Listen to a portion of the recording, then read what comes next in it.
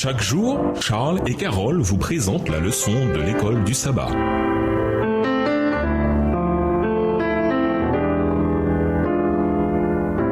Bienvenue dans votre émission Dieu nous parle. Nous voici à la leçon de mercredi, préparation pour la Pentecôte. Dans sa réponse d'Acte 1, versets 7 à 8, Jésus ne prend aucun engagement sur le temps. Pourtant, ces paroles impliquaient naturellement que juste après la venue de l'Esprit et l'achèvement de la mission par les disciples, il reviendrait. Voir également Matthieu 24, verset 14. La remarque des anges dans Acte 1, verset 11 n'a pas non plus répondu à la question du quand. Le royaume viendrait, mais on pouvait comprendre que cela ne serait pas long. Cela semble expliquer pourquoi les disciples retournèrent à Jérusalem avec une grande joie. Luc 24, verset 52. Ils interprétèrent cette promesse du retour non daté de Jésus qui devait les encourager davantage pour leur mission, comme signifiant que la fin était toute proche. Des faits nouveaux dans Actes démontrent cette idée. Lisons Acte 1, verset 12 à 14. Acte 1, verset 12 à 14. Alors ils retournèrent à Jérusalem, de la montagne appelée des Oliviers, qui est près de Jérusalem, à la distance d'un chemin de sabbat.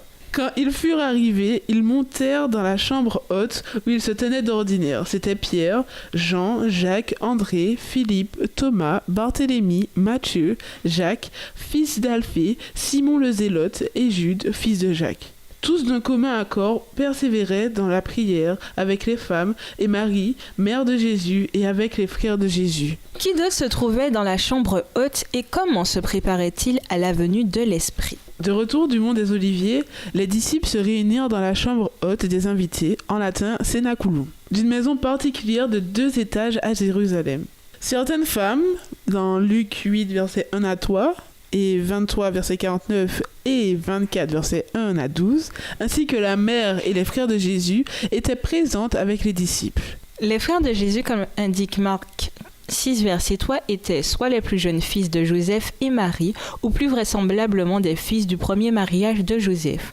Auquel cas Joseph était veuf quand il prit Marie pour sa femme. Leur présence parmi les disciples est surprenante car ils avaient toujours été plutôt sceptiques vis-à-vis de Jésus. Pourtant, la résurrection de Jésus et son apparition à Jacob semblent avoir fait toute la différence.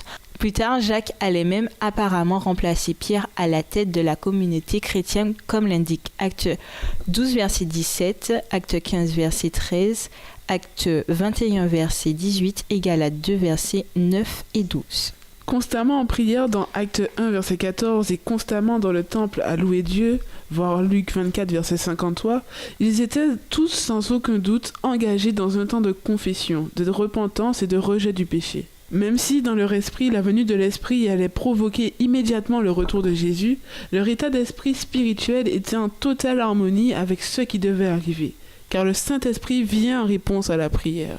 Dans nos choix quotidiens, comment nous préparer pour l'œuvre de l'Esprit dans notre vie? Et nous vous laissons avec cette réflexion. Avez-vous un témoignage personnel dont vous pouvez vous servir pour atteindre vos semblables? L'avez-vous partagé? Sinon, qu'est-ce qui vous empêche de le faire? Au revoir. Et à demain si Dieu veut.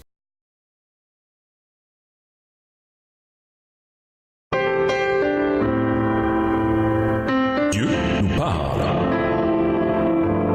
Chaque jour, Charles et Carole vous présentent la leçon de l'école du sabbat.